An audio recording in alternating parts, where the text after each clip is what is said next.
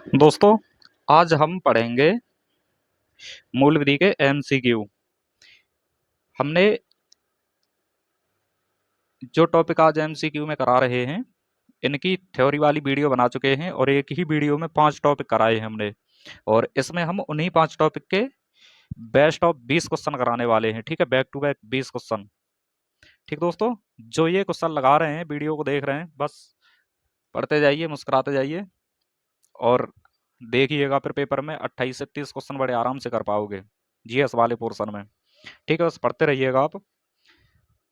तो देखिए, पहला क्वेश्चन है इसमें, कमजोर वर्ग के लोगों का आर्थिक और शारीरिक शोषण रोकने के लिए इनमें से कौन सा अधिनियम लाया गया था। ठीक है, कमजोर वर्ग के लोगों का आर्थिक और शारीरिक शोषण रोकने के लिए, तो बताओगे इसमें कौन सा अधिनियम लाया गया था। कारखाना अधिनियम 1948, या न्यूनतम मजदूरी अधिनियम 1948, या समान वेतन का अधिकार 1976, या बंधुआ मजदूरी अधिनियम 1976। जो गरीब तबके के लोग होते हैं उनका आर्थिक और शारीरिक शोषण रोकने के लिए कौन सा अधिनियम था इनमें से। तो इसका सही आंसर हो जाएगा दोस्तों, बंधुआ मजदूरी अधिनियम 1976 का। ठीक है, ये इसमें क्या होता था, जो गरीब लोग होते थे उन्हें इतनी ब्याज पर कर्ज देते थे कि वो ब्याज नहीं चुका पाते थे, और उन्हें जो अमीर लोग होते थे अपने यहाँ पर क्या करते थे, बंधुआ मजदूर बना लेते थे और उनका फिर आर्थिक और शारीरिक शोषण करते थे।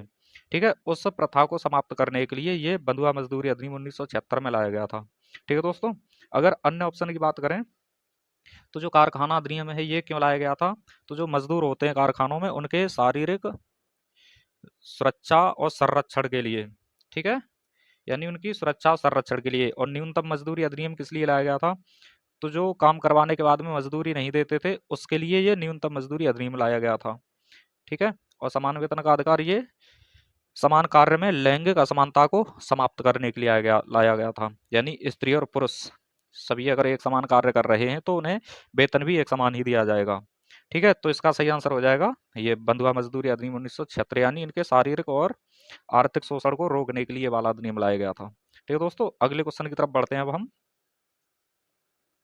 क्वेश्चन अगला है हमारा,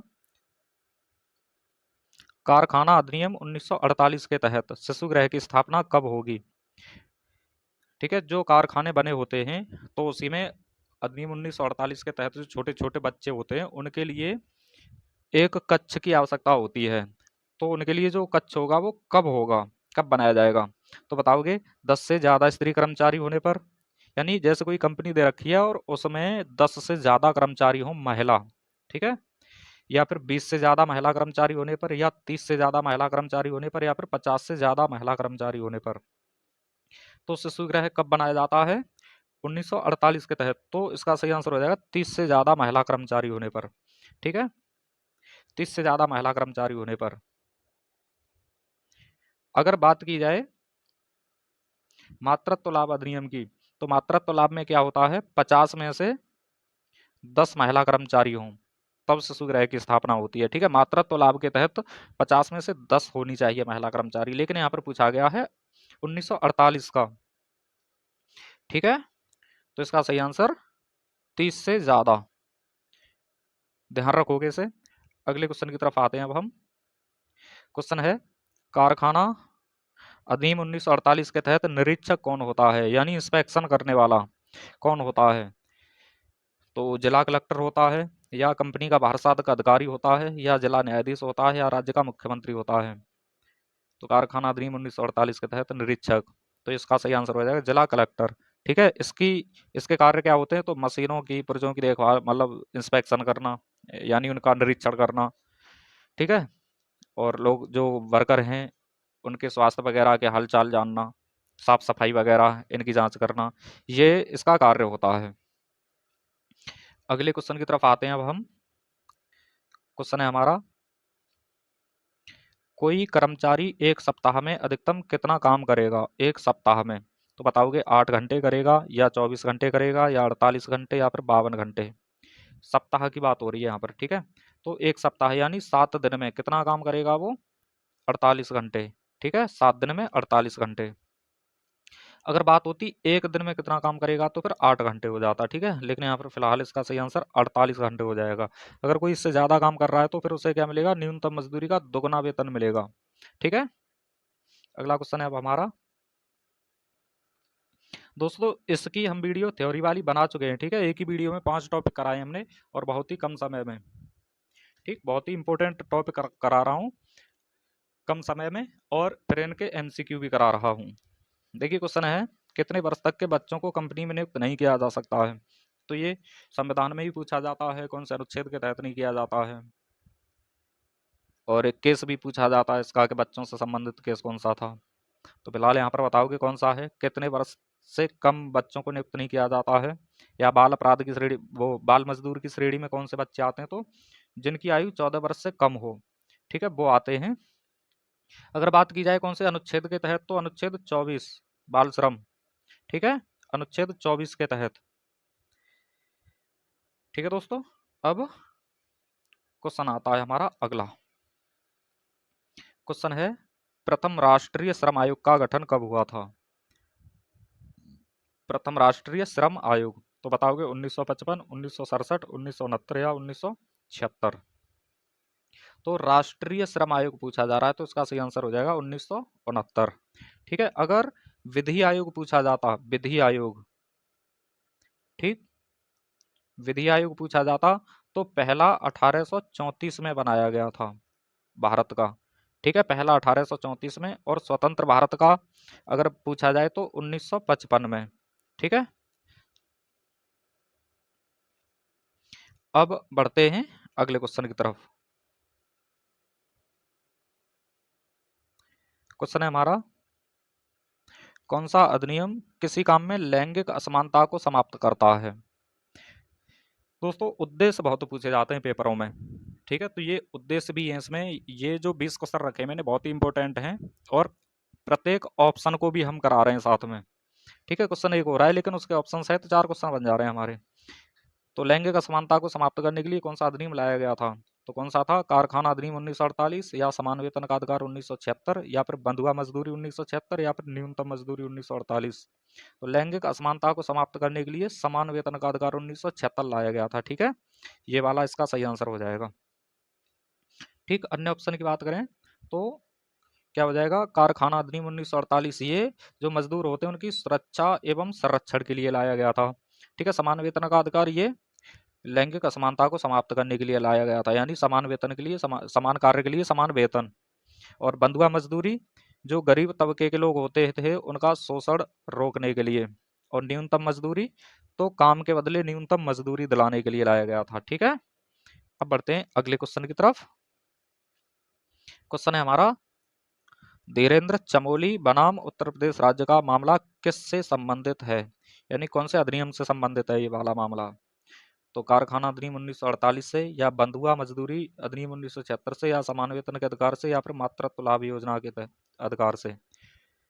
तो धीरेन्द्र चमोली, तो इसका सही आंसर हो जाएगा समान वेतन का अधिकार 1976, ठीक है, समान वेतन का अधिकार। और इसमें क्या है समान वेतन के अधिकार में? तो इसमें है समान कार्य के लिए समान वेतन, ठीक है, यानी लैंगिक असमानता को समाप्त किया गया है। दोस्तों हमने केस से संबंधित एक वीडियो बनाई है जिसमें लगभग 50-60 के करीब केस हैं, और सभी को पता होना चाहिए जो दरोगा की तैयारी कर रहे हैं। एक पेपर में 2 क्वेश्चन आते हैं केस से, ठीक है, तो वो वीडियो भी एक बार जरूर देखें, बहुत ही इंपॉर्टेंट केस बनाए उसमें, ठीक है। अगर इन ऑप्शनों की बात करें तो देखिए, कारखाना अधिनियम किस लिए लाया गया था? तो कारखाना अधिनियम लाया गया था मजदूरों के सुरक्षा और संरक्षण के लिए, ठीक है। बंधुआ मजदूरी क्यों लाया गया था? तो बंधुआ मजदूरी अधिनियम लाया गया था गरीब व्यक्तियों के शारीरिक शोषण और आर्थिक शोषण को रोकने के लिए, ठीक है, यानी कुछ कर्ज दे देते थे और उनका फिर बाद में शारीरिक और आर्थिक शोषण करते थे। और समान वेतन का अधिकार क्यों लाया गया था? समान कार्य के लिए समान वेतन के लिए, ठीक है। इसके तहत क्या हुआ था? तो इसके तहत महिलाओं की आर्थिक स्थिति को सुधारा गया था, ठीक है, और समान कार्य के लिए समान वेतन दिया गया था। और मातृत्व लाभ अधिकार अधिनियम ये क्यों लाया गया था? तो ये विवाहित महिलाओं के लिए था, ठीक है, विवाहित महिलाओं के लिए, यानी मातृत्व लाभ योजना के लिए। अगले क्वेश्चन की तरफ आते हैं अब हम। दोस्तों 20 क्वेश्चन बैक टू बैक हमारे, ठीक है, 20 का मतलब 80 क्वेश्चन हमारे, ठीक है, बस पढ़ते रहिए।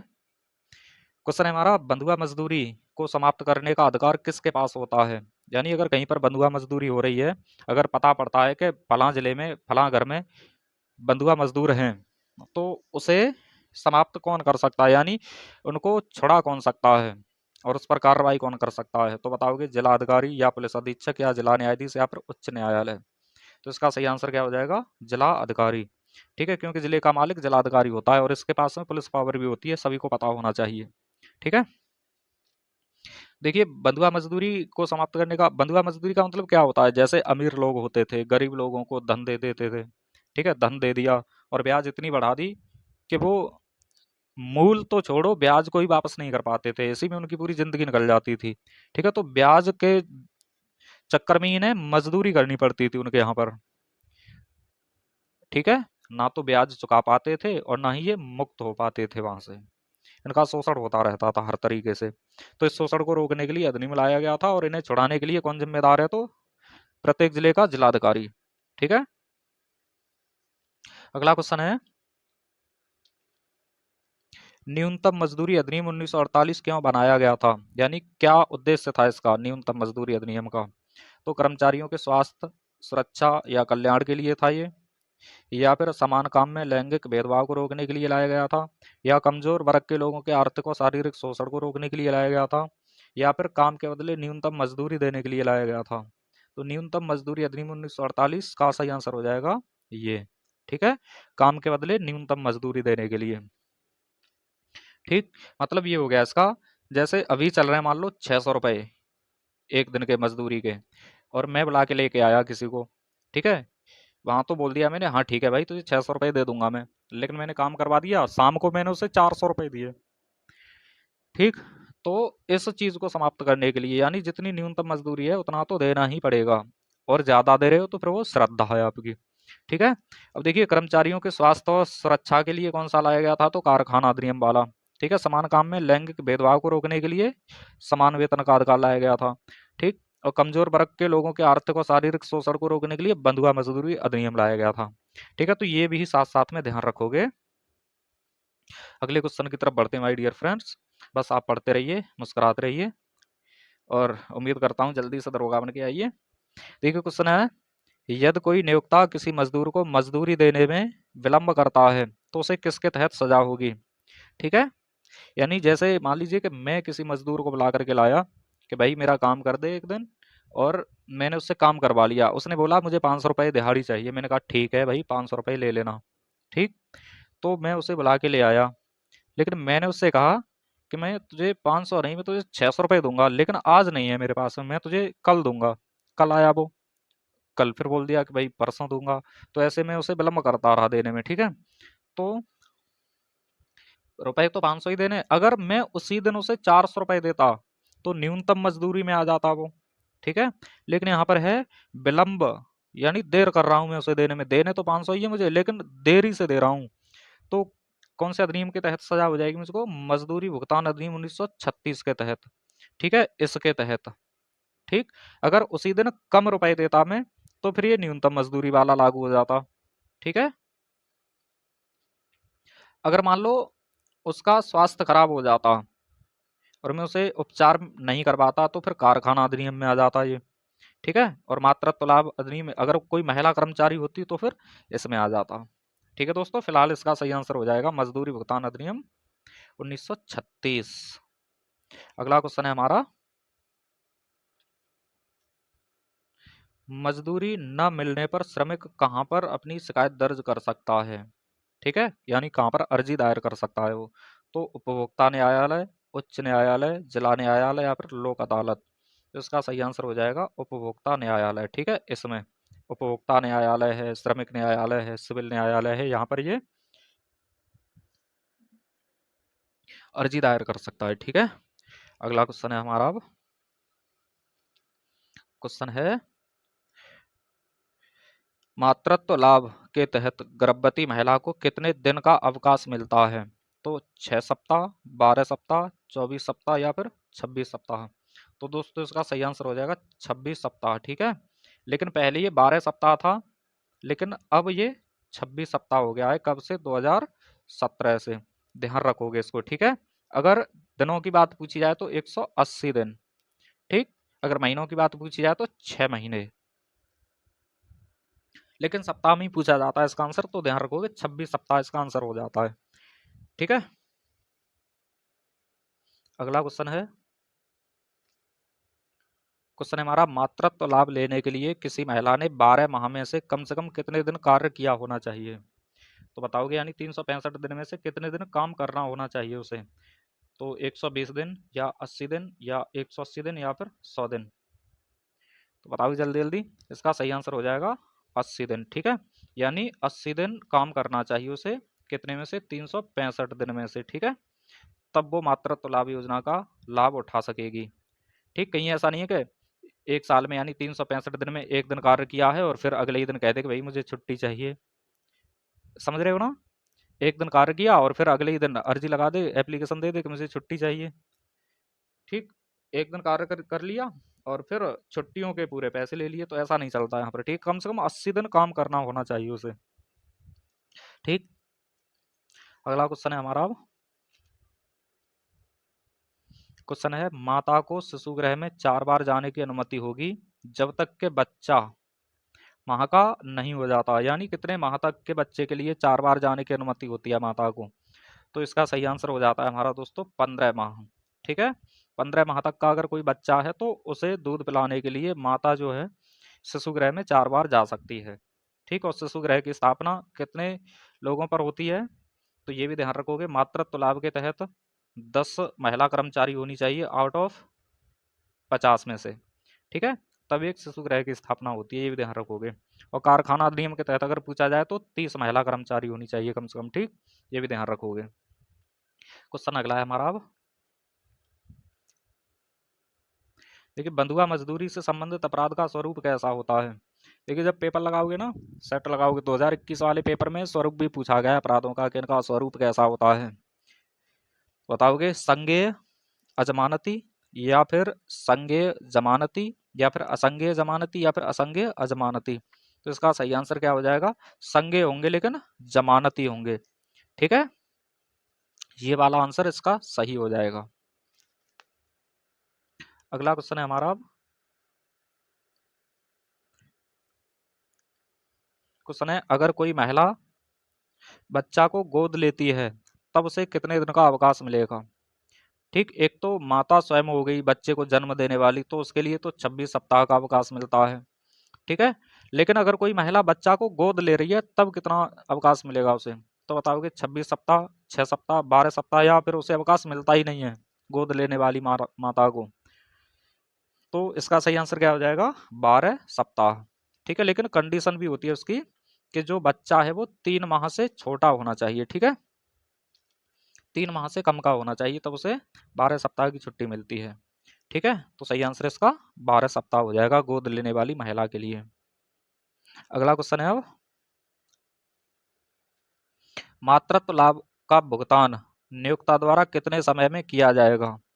जैसे कोई महिला है, छुट्टी पर चली गई है, जो माता है बच्चे को जन्म देने वाली है, ठीक है, तो उसका जो वेतन होगा वो नियोक्ता के द्वारा कितने घंटे में देना चाहिए या कितने समय में देना चाहिए? तो इसका सही आंसर क्या हो जाएगा? 48 घंटे। ठीक है, 48 घंटे में उसे देना होगा। अगला क्वेश्चन है, देखिए 48 घंटे में वो देना भी होगा, और जैसे मान लो कोई महिला कर्मचारी है, गर्भवती है, और वो कंपनी से बिना बताए छुट्टी ले लेती है।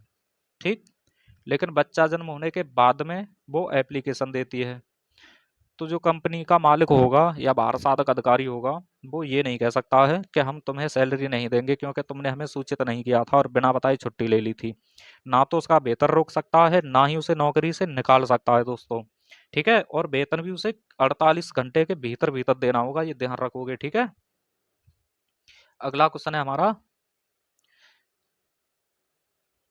क्वेश्चन है, मातृत्व लाभ अधिनियम किन महिलाओं पर लागू होता है? ठीक, ये भी ध्यान रखोगे। तो कैसी महिलाओं पर लागू होता है ये? तो घरेलू महिलाओं पर लागू होता है मातृत्व लाभ अधिनियम, या फिर जो सरकारी, अर्ध सरकारी या निजी कंपनी में कार्यरत होती हैं उन पर लागू होता है, या फिर विदेशी महिलाओं पर, या फिर अविवाहित महिलाओं पर? तो कैसी महिलाओं पर लागू होता है ये वाला अधिनियम?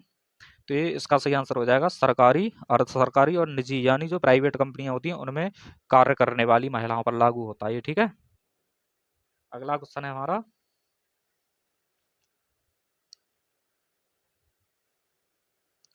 क्वेश्चन है दोस्तों, किस अधिनियम को असुरक्षित और अवैध गर्भ से महिलाओं की सुरक्षा के लिए बनाया गया था?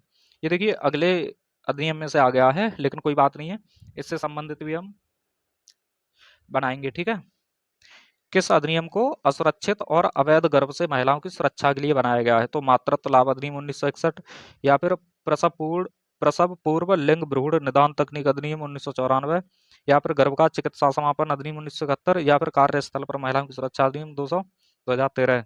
तो इसका सही आंसर हो जाएगा गर्भ का चिकित्सा समापन 1971। ठीक है दोस्तों, ये हमारे 20 क्वेश्चन हो गए, और इसके बाद में एक क्वेश्चन आपके लिए है। ठीक, क्वेश्चन है, विश्राम अंतराल कितने समय का होता है, यानी कितने समय बाद होता है? तो 8 घंटे बाद, या 4 घंटे बाद, या 5 घंटे बाद, या 4.5 घंटे बाद। इसका सही आंसर हमें कमेंट बॉक्स में बताओगे। और अगली वीडियो में हम कराएंगे जल्द ही एमटीपी और पीएनडीटी, यानी शिशुओं से संबंधित। ठीक है, शिशुओं से संबंधित यानी गर्भ से संबंधित अगली वीडियो आएगी जल्द ही। दोस्तों यकीन मानिए आप, जब तक दरोगा का पेपर आएगा तब तक हम पूरी मूल विधि समाप्त करवा चुके होंगे और उसकी प्रैक्टिस भी करवा चुके होंगे। ठीक है, बस आप बने रहिए, आप हमारा हौसला बढ़ाते रहिए, हम आपका सिलेबस पूरा करवाते रहेंगे। ठीक है, तो ये 20 क्वेश्चन हो गए हमारे 20 मिनट में। मिलते हैं अगली वीडियो में जल्द ही, तब तक के लिए जय हिंद।